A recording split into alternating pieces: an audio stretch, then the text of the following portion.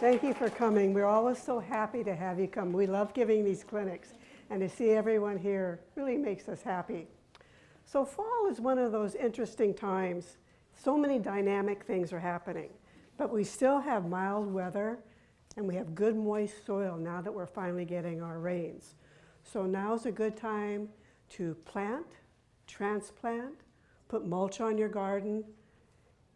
You know, you have that last little burst of energy to work in your garden before you settle in for winter. I have the beginnings of a cold, and so my voice is kind of fuzzy. This is a good time to also look at your garden and see if there are things that you want to change. You've worked in the garden all year, and you know that things haven't worked, so you can kind of switch up. Take notes. A winter garden is sometimes the best design primer for you, because you can look at your garden and see where you have architectural interest and where you don't, and whether you can mix things up or not. So clean up. We're going to talk about what plants, what perennials to cut back and what to leave standing. You can move plants and transplant them, and we'll talk about that. And pruning. We'll talk about cutting back prunes. We're not going to talk about shrubs this time. They've cut me off. So weather. Weather is such an important part of our fall garden. In October, we have a 20 to 25% chance of rain in the beginning of the month.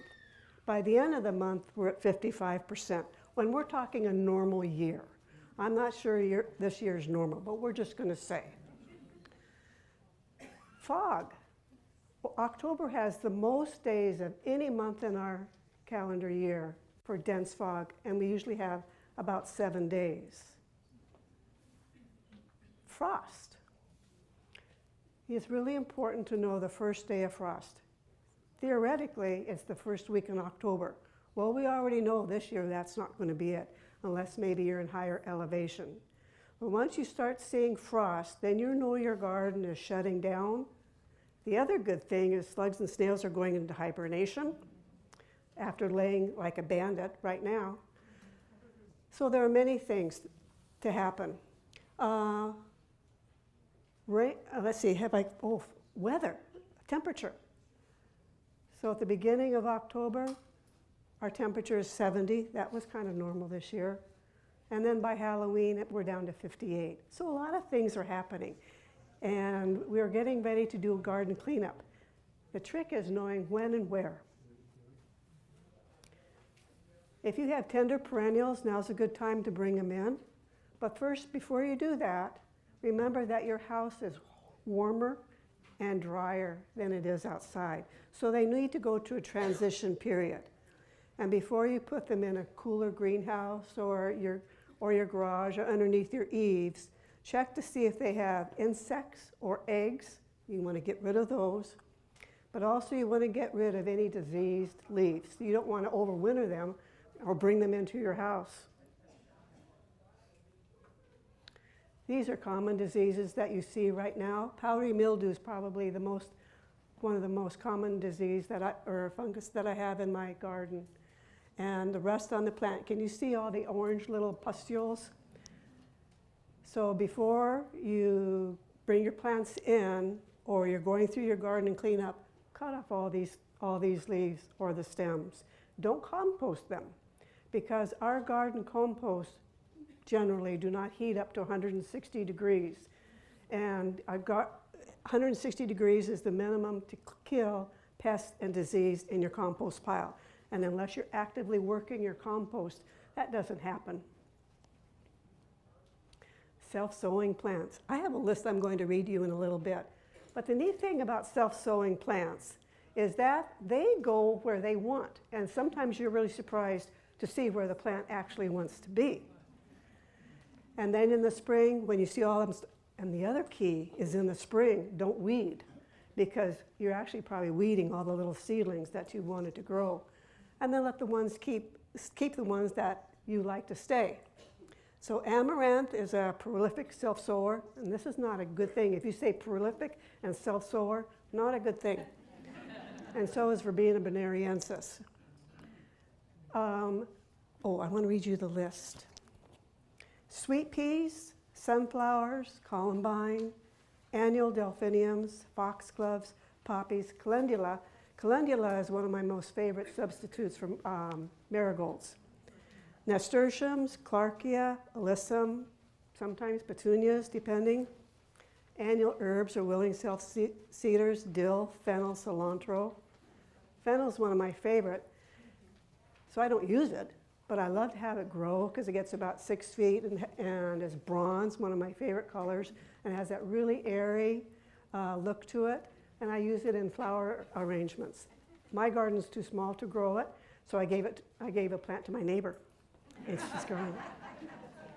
I might get some because it self-sows kind of everywhere. So with our moist soil and still kind of warm weather is a good time to transplant. And remember in sherry stock in the very beginning, the good way to put down a plant, taking a special care with the roots.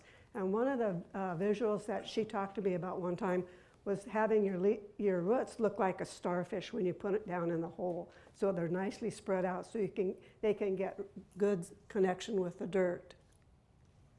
You want to get, when you dig up the plant, you want to get as much of the root ball that you can and then set it down. It's a good time to divide when you have them out of the ground or not.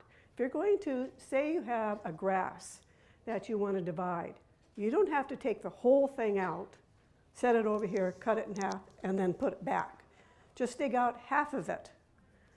Just literally put your shovel down, dig it up, go over here, put it wherever you want, and then backfill with native soil. Don't backfill with mulch, backfill with native soil. So perennials to cut back in the fall. Why? Well, you want to get rid of disease and pest damage. You don't like the look, especially after our frosts and you have the black leaves and the mush of herbaceousness of the herbaceous plants. It's just time to general cleanup. And one of the important parts is sanitation so that you don't have places where pests and diseases, slugs and snails, can live. Herbaceous perennials, by definition, are plants that have soft top growth, but the roots are still viable. And the neat thing about herbaceous plants, and I have quite a few in my garden, is that they go away. But in the spring, you have a brand new plant with no winter damage. It's really cool. But hostas especially have nice, big, large leaves, and when they start dying back and they get all mushy, that's really a place where the slugs and the snails, I'm on a slug and snail kick, lay their eggs. So if you get all that cleaned up, in your garden it just looks nicer. So columbine and ligularia. Columbine is one of my favorite plants, but it gets mildew, so I'm already cutting it back. And I leave little tiny sticks, the little tiny stems, so I know that there's a plant for next year. I tend to overplant, and in the spring when the nurseries are bringing in their plants, and we have spring garden fair at Canby, and all the nurseries are bringing all that cool stuff, and I think, well, I have garden opportunity. But no, if I see those little sticks, at least I know not to plant there. Columbine is one of the plants that self-sows in my garden quite a bit, and it prefers to be in the front of my beds. I prefer it to be in the middle bed because it's about 2.5 feet, and that gives me room in my very small garden to have a plant in front so you get that whole tapestry effect. No, it prefers to be front. So we have reached an accommodation, and it can be in the front. But what it's done in my yard, I have one that's really pretty. It's got variegated with chartreuse leaves and a double purple flower. It decided on its own to jump my house and go over from the west side to the east side. No idea how that happened. I did not plan it there. I did not want it there. But, you know, if something's making that much effort, okay. So ligularia is grown for its foliage. Ligularia Othello has a companion, Ligularia desdemona.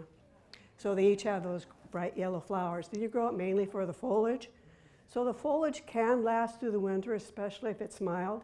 But at some point, usually after a frost, it's going to look black and ugly, and I cut it back, or cut off those bad leaves. One of the things to remember is that if the leaf is still green, it's still, photosynthesis is still happening and the roots are still being fed.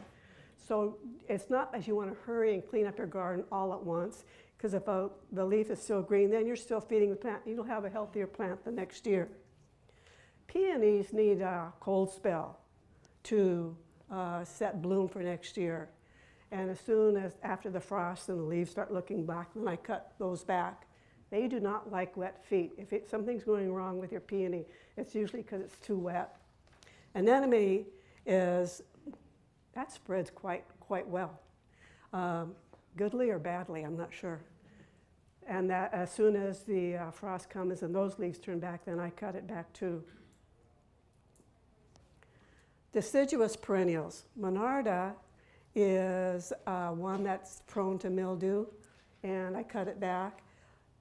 Gaillardia really likes being cut back after the frost. It seems to just explode.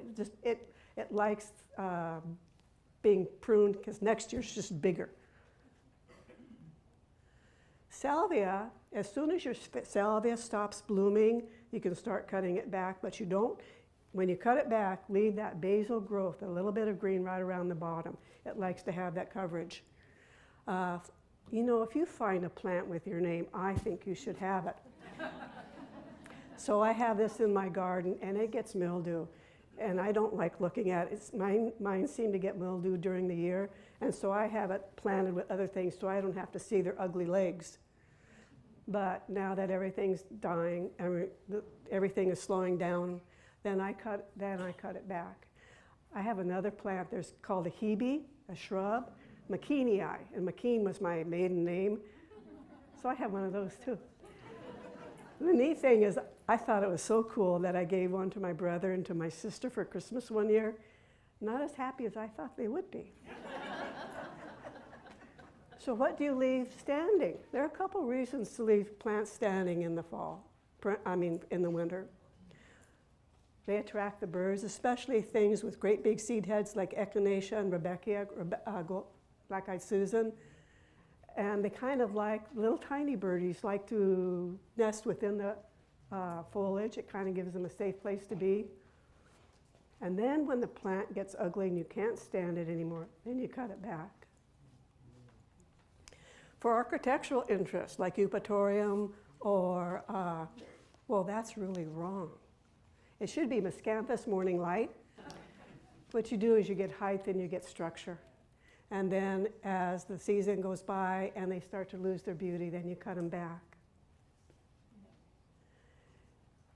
Chrysanthemums and other plants like to have their crowns be protected from the snow and the rain. And so as long as you can stand and leave the foliage on, then it's protected. But when it gets brown, ugly, and gray, then cut it back. Agastache is one of my new favorite perennials. And apricot's one of my favorite colors in the garden. This one's called Mango Tango. And it does not like to be cut back at all. And it's so tender.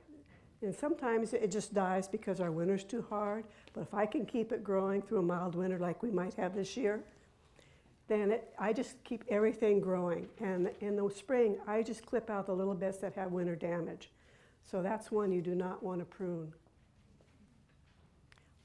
Well, excuse me. So there are certain plants that are evergreen perennials, like epimedium and hellebores. You don't cut back because, again, their leaves are protecting the crown, but also because they're evergreen, then they're still feeding the roots. In the spring, around sometimes in March or in February, we have one nice week.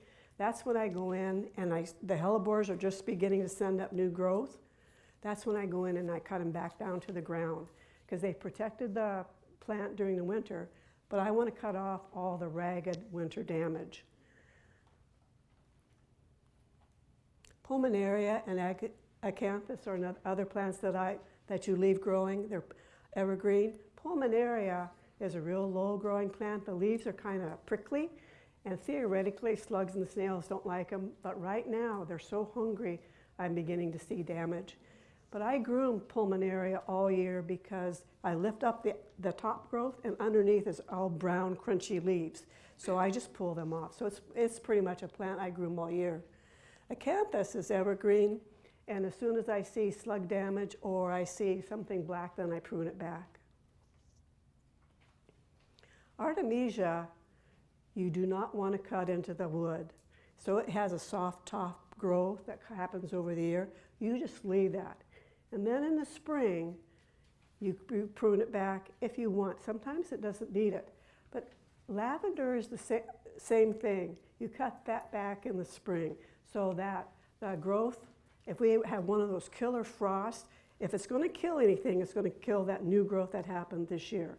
But the woody growth will still be healthy. So in about, April, I will start cutting back all my lavender. And then you get this great big flush of new growth. And it blooms on new growth, so you're not cutting off any blooms. Lupin. I have this plant in my yard. There's a whole new series called Great Expedition, I think. And they have multiple colors. Lupin, I cut off the stalks, but it really doesn't like its top growth cut back. I do that in the spring to cut off all the winter damage. Isn't that gorgeous? They have a new one too that's yellow and orange. It's stunning. Ornamental grasses are some of the best things you can use in your landscape because they give a bit of whimsy and they give movement. The waving of the grasses give movement to your garden because most everything is structural and it's stiff and rigid. So grasses actually come in evergreen, deciduous, or herbaceous. Gold bar is deciduous, and I cut it back as soon as it starts graying out. By the way, this was bred by Joy Creek Nursery, Morris Horn.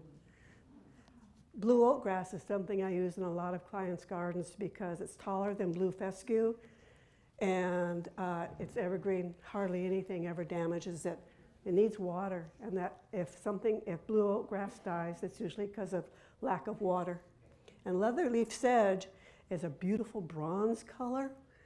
There's one called rooster tails where the grass leaf is kind of like swirls. It's fun. This leatherleaf sedge, though, sends out babies. And you can have your own nursery pretty soon. Now, when did you say that you cut back the gold bar grass? I cut it back when I can't stand it anymore. Oh. Yeah, it tends to last longer, and I love the color. I love that variegation, and I have it right at the start of one of my paths, and so at some point it's not attractive, and it's in the front yard. So herbaceous grasses die back completely, and I have both of these in my garden. Hack and Chloe is my all-time favorite grass. So as soon as it dies back and it's pretty much mush, and I rake it up and toss it. So dividing grasses. Remember I told you you can divide them in half, which is what they've done on the left. You just leave half of the plant in, you dig up the other half, and then you can cut that plant into thirds, and you've got a brand new plant without paying any money, and put it out in other places in your garden. A saw or a shovel are good for it. Pruning techniques. So in evergreen grasses like blue oak grass, you take a rake or you take one of those real soft small rakes that you see that have black tines and you can regulate the length, and you gently, that's the key, pull it through the grass and you pull out all the dead stuff, and then your grass looks nice. Okay, see in the one on your right where it's tied up with a bungee cord? That's how I prune leatherleaf sedges. I bring, because my hand is often not big enough to hold up the whole clump, so I put a bungee cord around, and then I take my clippers and I just clip off the edges where all the winter damage is, and then the plant opens up and it's brand new and beautiful.